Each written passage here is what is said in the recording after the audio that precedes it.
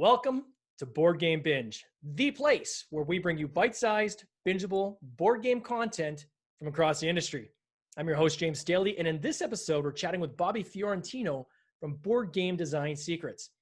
Bobby is the creator of the Board Game Club on Facebook, which has grown to over 5,400 members. He's developed and launched a card game on Kickstarter last year that's successfully funded, and now has an online workshop to help others learn how to build an audience. He calls himself the Board Game Hacker. Bobby, welcome to the Binge. How are you? Awesome to be here. I've had you a few times interviewing you for your games and such, and so now it's great to be on the Binge. Yeah, it's cool to kind of do the little reversal here. Just a quick history on our background. You and I met about 2 years ago, and just over 2 years ago, I guess, when I was doing the Tanks But No Thanks board game on Kickstarter. And at the time, I was going through a little bit of a slump trying to get some more exposure for the game. And on one of the pages, it might have even been on your Board Game Club page. I'm not sure which page it was, but somehow you saw my comment and you said, "Hey, I want to learn about this game. This sounds pretty interesting. Can we talk about it? Do you want to come on my live broadcast and let's go through it?" And, you know, just reaching out to me, I thought at the time, wow, number one, what a nice guy. And two, this is somebody I want to make sure I stay in contact with. And it's one of those things where when you meet somebody, you know what, I've met this person for a reason. And certainly we've had a lot of interactions since then. So it's definitely been very cool. Glad to have you as a friend, and certainly more than happy to have you on this show. So welcome. So I thought we would jump right into it with the Board Game Club Facebook group. You've got over 5,400 members. It's 5,411 when I checked this morning. I'm sure it's gone up even since then over the past couple hours. Talk to us about how this started. What year did you start this club? The background of why you started the club, and just help us kind of understand as a group kind of where it all began. Sure. Well, I think I started in April 2018. I want to feel it's been about 2 years. And I actually started it as a surrogate for a real life board game club because I had one and I lost it. And just to tell you that story real quick, what happened was I started working at a tech company. And finally, I was working with a bunch of nerds, which I loved because my whole life, my Dungeons and Dragons, my Magic the Gathering, my board games, video games, like everybody looked at me like I was like some big loser. But then I start working at a tech company as a computer programmer, and people look at me like I'm a celebrity. They're like, "Oh yeah, that's the board game guy." So it became a very cool change of pace, right? And what happened was we had this conference room that we found, and it was like this, like in the corner, nobody wanted to use it because it was like dripping and moldy. And so we like fixed it up, like I was telling you before, like a sort of like an 80s montage. We're like painting and bringing in furniture and shelves and our board games and stuff. And then we just took like a piece of paper from a printer and just wrote Board Game Club and put it on the door. And so that just became like the Board Game Club room at my work. And nobody messed with it because they thought it was like, you know, the CEO or something told us we could do it. But we just did it. And we knew that we made it when the conference phone in the room, you know how it has like the name of the room, it'll say like room 220, right? It said Board Game Club. Oh, so like fantastic. Someone officially made it that just by like kind of, I don't know, we sort of scammed our way into it. But now, were you playing during the day, or there's more in the evenings you guys would play in this room? Or we were playing like during lunch, like every day during lunch. So, oh, wow. So it was awesome because, you know, it very organically grew. Like we would just do it like, you know, once a week or so, or whenever someone wanted to. But then it just became like people would just show up, and whoever showed up played whatever we were playing that day. So that was like the golden age, right? But then, as you know, as happens in companies, time went on, and there were a bunch of layoffs. So some people in our group were laid off. Some people got pregnant, went on maternity or paternity. Other people just like left or got promoted and got busy. So it started dwindling until there was only like one or two, you know, just like one or two other people left. And, you know, it was very inconsistent at that point. So I was pretty bummed out. So it's not like you can just keep a room for like solo versions of games either, right? Like, yeah, exactly. And so when they saw that it wasn't getting used, then people started actually using it as a conference room. Of course, after we like cleaned it all up and made it all nice. And so, you know, at one point, someone just like took our shelves of games and put it out in the hallway. And that's when we're like, all right, fine. Like the Board Game Club is done here at work. So So I was pretty bummed about that. So around that time, I created the Facebook group, and I just named it the same thing. It's so generic. And I was like, oh, it's just called the Board Game Club. I guess we called it at work, not thinking that it'd be anything. I thought it'd be, like 20, 30 people at max. And so then, I invited my friends, and it started growing, and then I started posting a lot, and, like getting to know the people and doing different things. And then it just started growing like crazy.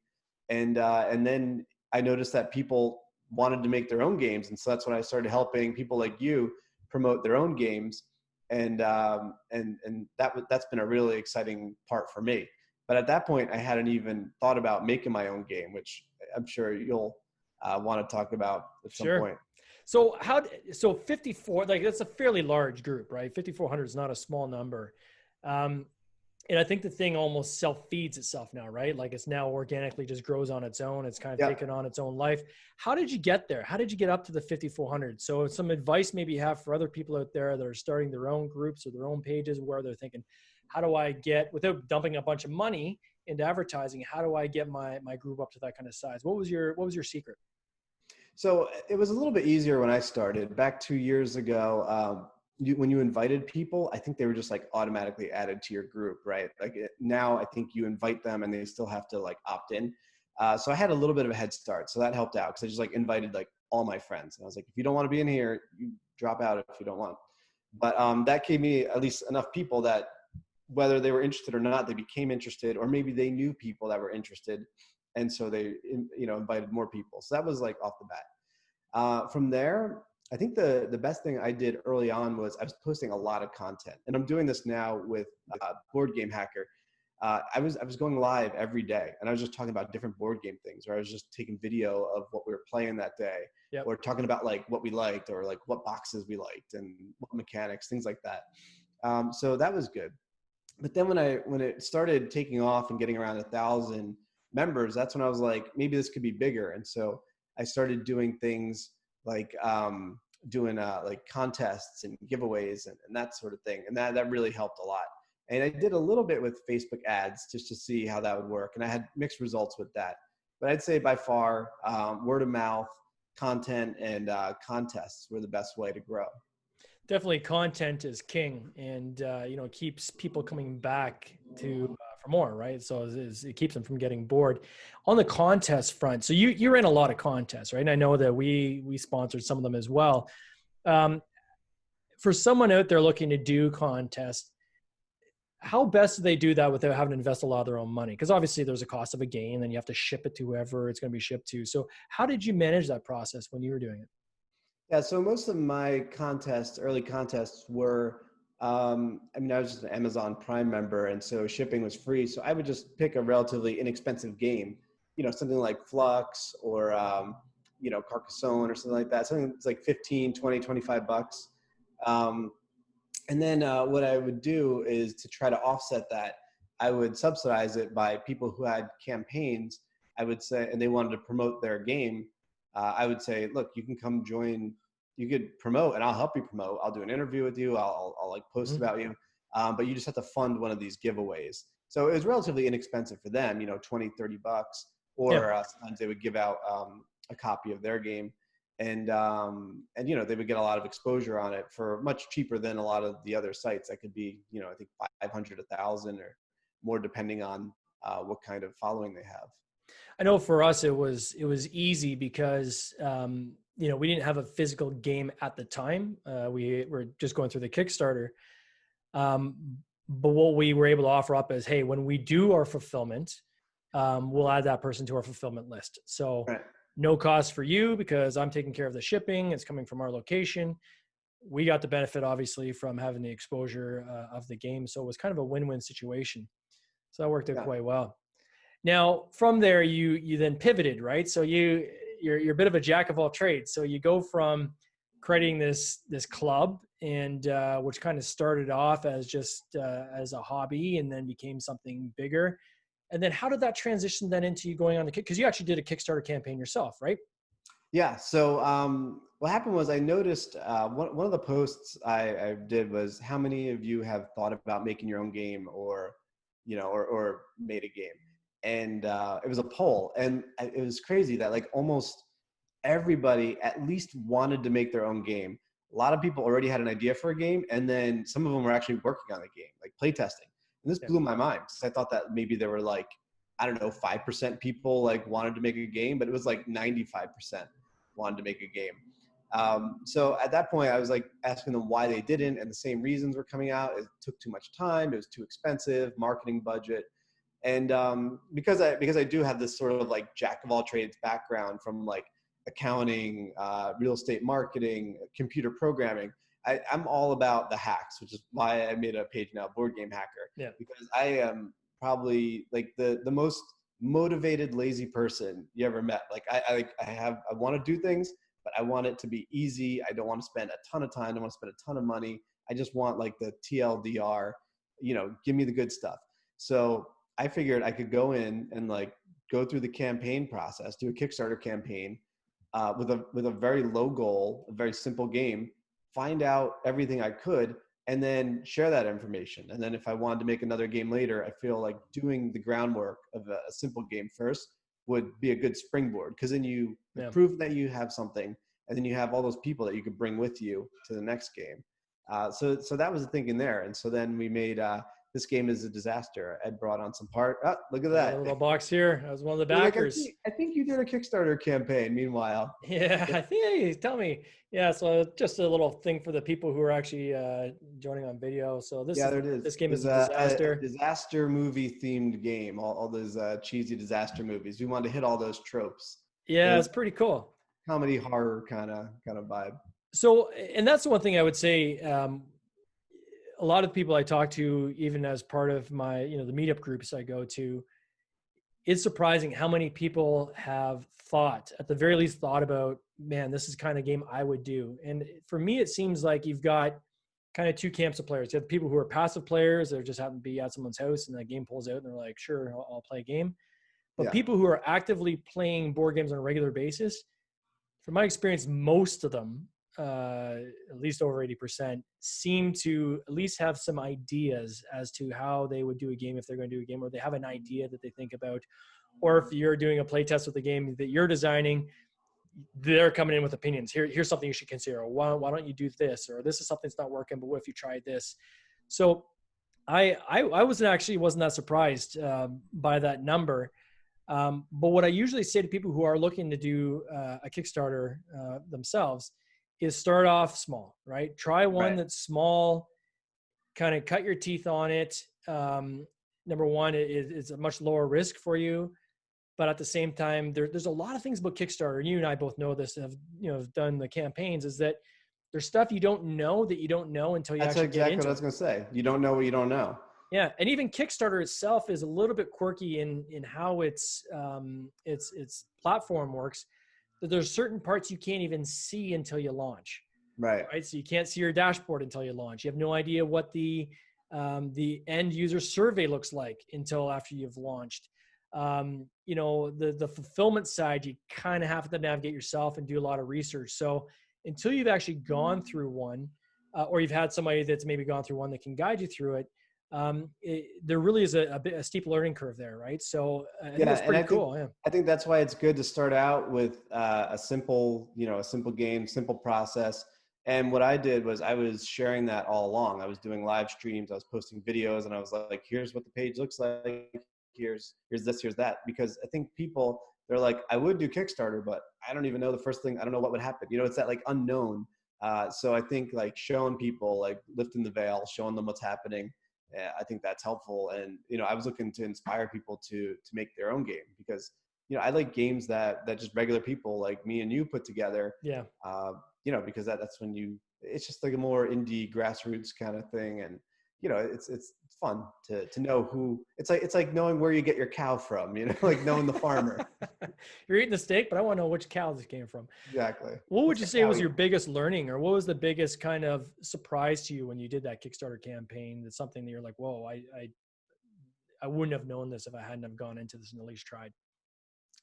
I think the marketing aspect was the biggest surprise, because I thought that the mechanics and design would be difficult, but those are all pretty straightforward. Like you run into issues, right? And you play test and then you find things. but everything seems pretty solvable at some point. You know, you put enough thought into it, you test enough things. But what I found, and part of the thing that discouraged me while I was in the middle of the campaign, was there were a few designers that I was following, people that put out content, and they had campaigns that failed in the middle of the campaign. And that's when I was like, oh man, if like these guys can't get their campaigns to fund, how am I going to do it? You know, like I got this Yeah. like rinky-dink group at the time. So that was worrying me. So that's when I did the deep dive into the marketing side. You know, I went back to some of the real estate marketing I had learned in the past and direct response marketing. And that's when I started to build an email list and really like lean on the community. And I started to tie content into marketing to get people to come along and like come with me with a journey. And it helped because I was able to fund in the first few hours.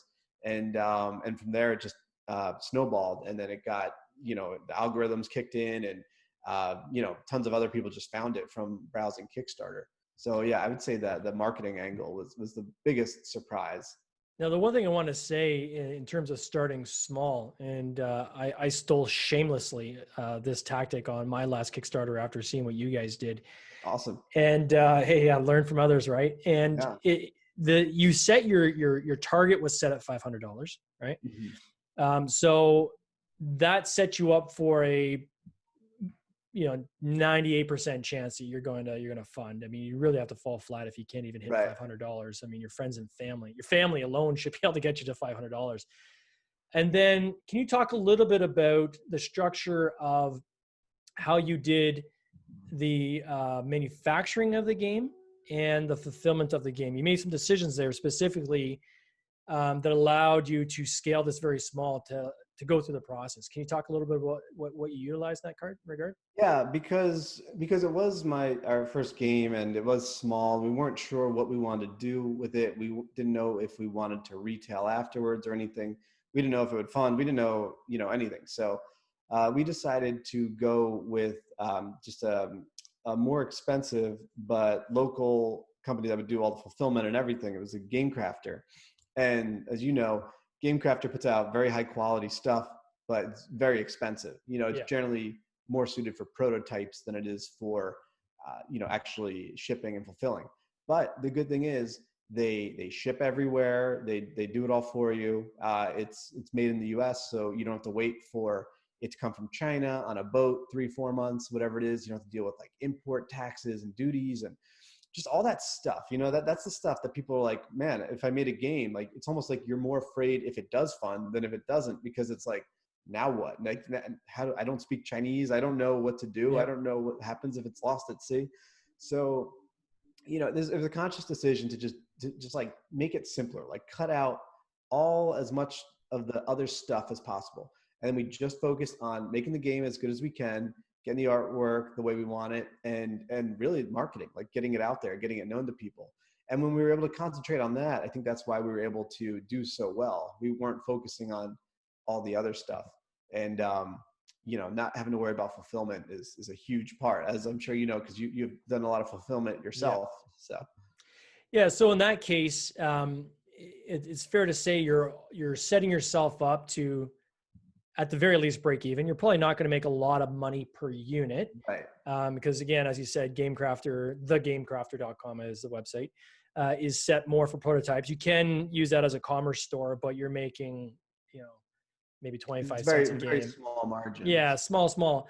But I think if there's someone out there looking to start small and looking to start a game off where they want to eliminate their risk, they could almost do two scenarios, right? They could do one scenario where they say, okay, here's how we're going to fulfill this if this is using the Game Crafter, in which case it's not going to cost you any money up front. It's literally going to be, people are going to, you know, hopefully your pledge money covers off at least the cost of the game through the Game Crafter.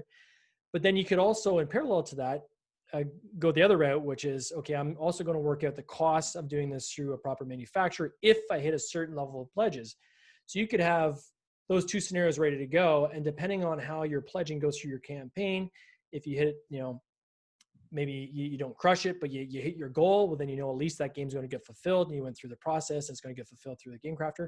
However, if you are, you know, do your job really well and you end up crushing your targets and you get over, say, 200 to say 500 backers, well, in that case, you can actually flip over and say, okay, I'm not going to fulfill this through the Game Crafter. I'm going to fulfill it through the other path where you can actually make a much higher profit. So it's kind of cool that that option's out there to allow people to really try this at a very, very low cost.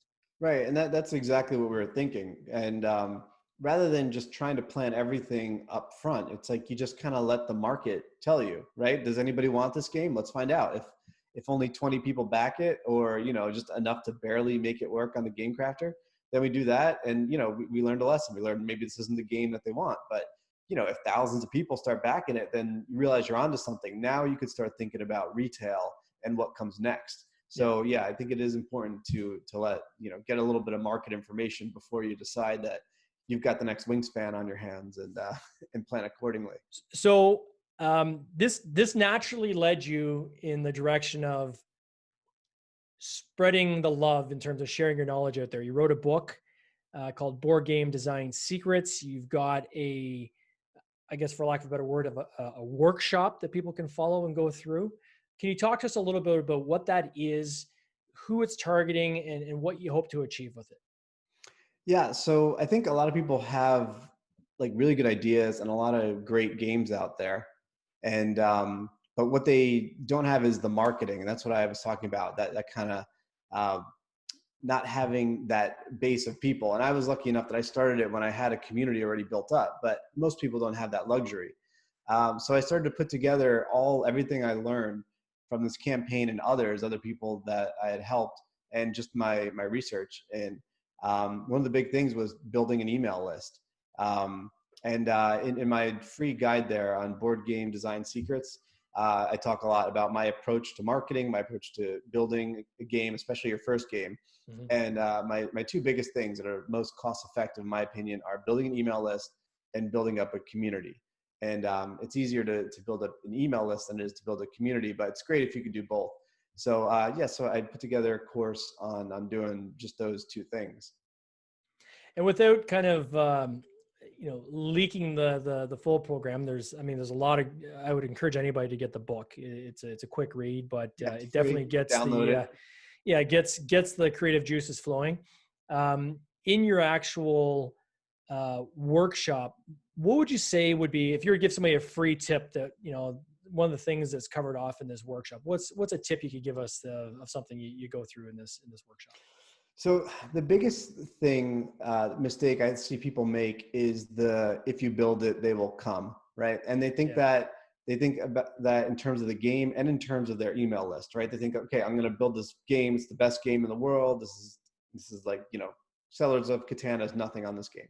And they build it and then nobody buys it. And they're like, well, I built it. Why didn't everybody magically know about it and appear and like throw their money at me, right? That's like the thinking that happens a lot of times.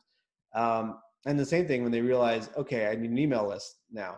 And so they put up on their webpage in some obscure part, and then they're just like waiting for everybody to like show up and like opt into their email list, as if people don't get enough emails and spam all the time.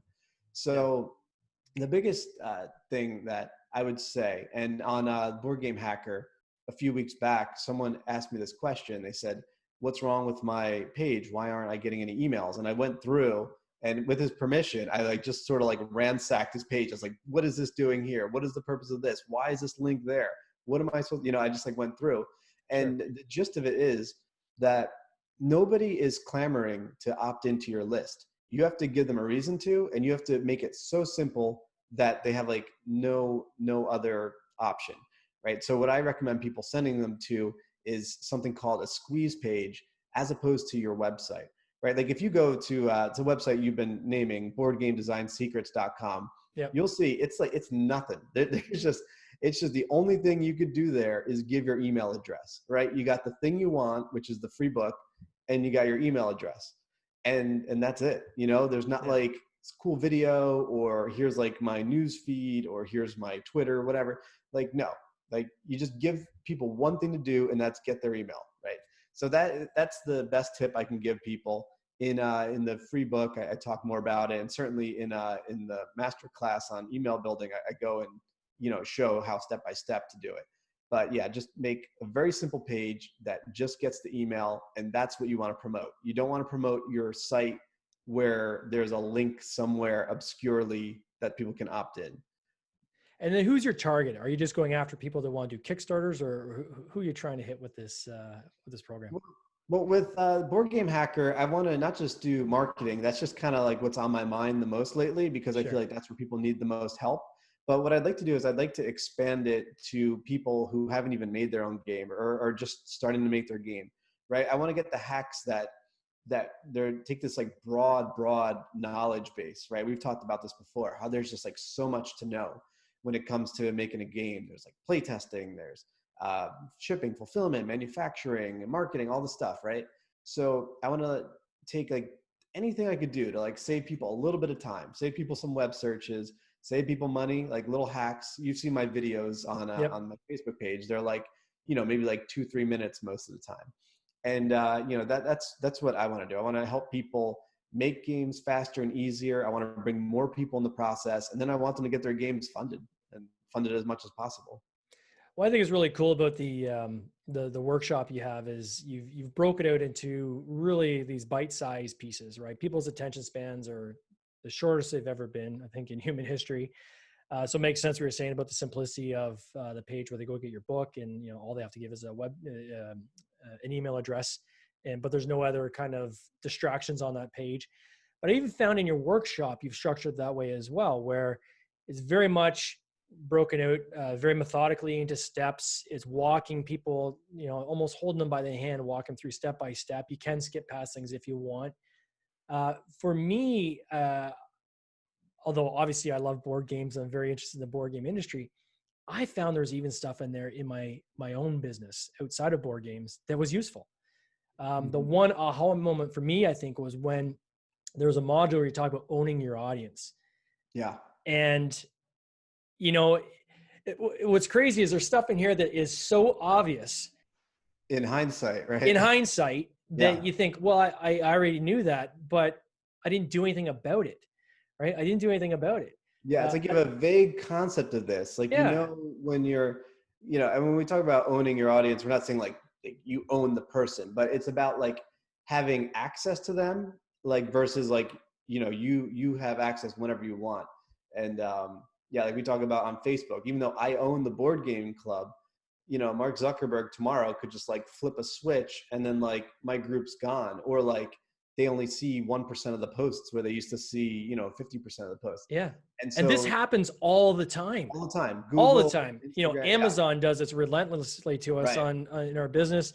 Every week, I'm waiting for what is the random email I'm going to get from Amazon where they just flick a switch, some algorithm changes, and now one of our products has been delisted off their site. And we have to spend 3 months getting it back on because an arbitrary thing was made that had absolutely nothing to do with my product. Facebook, same thing, right? As they try to monetize. In the olden days, if you built up a page, that content would often show up in your friends and family's news feeds. Yep. Now, only a small sliver of that will actually show up in those news feeds based on algorithms because they want you to pay. Post. Right. So go build as big an audience as you want, and then you're going to have to pay us, Facebook, to actually talk to that audience. So to me, that was quite insightful. I thought, that really hit on kind of the tone, I think, of the workshop as we're going through. Another one was a simple, I did this the other day, was on your autoresponders. You had a great module on autoresponders and said, if you're collecting emails, is there an auto-responding thank you email going to the person after they sign up? Again, very obvious thing. Guess what? I wasn't doing it. So I'm like, what am I doing? How come I don't have this on my page? I should have done this. Well, because it's not like what you don't know what you don't know, but also it's what do I type? I don't want to sound annoying. And so what I do in the email masterclass, I just provide the scripts for everything. So you don't have to think about it. You just plug your name in, plug your game name in, like maybe tweak it a little bit to sound like yourself. But a lot of things I like to cover are like the marketing concepts, right? And then I do the how-to, but that's going to change, at some point based on because Facebook changes all the time. Everything's changing all the time. So I give the concepts. So when they do change, you could know the concept and change accordingly with it. That's cool. Yeah, it is great. And I, as the content comes out, I think it's not only pretty cool that you put this together, but even on your on your own Facebook page, on a daily basis. There's little snippets of information that you're constantly sending out for free. And if people want to tune in, that's great. If they don't have to. Mhm. But there might be something there that stimulates a thought or an idea that sends you down a certain path. And I think the more content we can create and share to the greater population, the better. It just helps everybody. And this is a theme we hear time and time again with each person I interview. The ones that seem to be the most successful are the ones that say, you know what, I'm going to get once I give. And they are heavily invested in giving and Yes. sharing. And then that's what's resulted in the getting coming back to them. So you've been part of that. And I think that's awesome. So where do you go from here? I know you got a lot of plans. I know there's some plans that even involve some stuff I'm working on, but what's kind of on the horizon for you?